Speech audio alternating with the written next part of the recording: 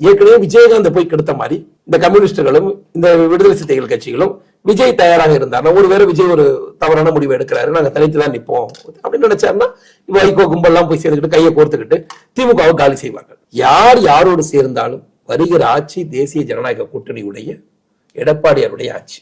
அதுல எந்த மாற்று கருத்தும் கிடையாது. அதற்கு உழைக்கிறதுக்கு எங்க தலைவர் அமித்ஷாஜி உள்துறை அமைச்சர் சொல்லியிருக்கிறார். ஒவ்வொரு பாஜக தொண்டனும் அண்ணா திராவிட முன்னேற்ற கழகத்துடைய எடப்பாடி முதலமைச்சர் ஆவதற்கு நாங்க வேலை செய்ய தயாராயிட்டோம். இதுதான் பிராக்டிக்கல். அதில் பிஜேபி, பாமக, விஜய் யாரை கொண்டு வந்து சேர்த்தாலும் சரி, யார் கேண்டிடேட்டாக இருந்தாலும் எங்களை பொறுத்தவரை நரேந்திர மோடியை நிற்பது போலதான் வேலை செய்ய போறோம்.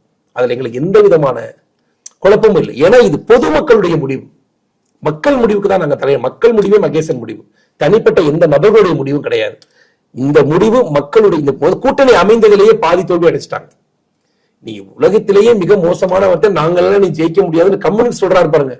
கம்யூனிஸ்டுகளுக்கு தமிழகத்திலே 4 பாராளுமன்ற உறுப்பினர்கள் இருப்பதே ஆச்சரியம். இன்னைக்கு கேரளாவிலும் தமிழ்நாட்டை விட்டா எங்கேயுமே கம்யூனிஸ்டுகள் கிடையாது.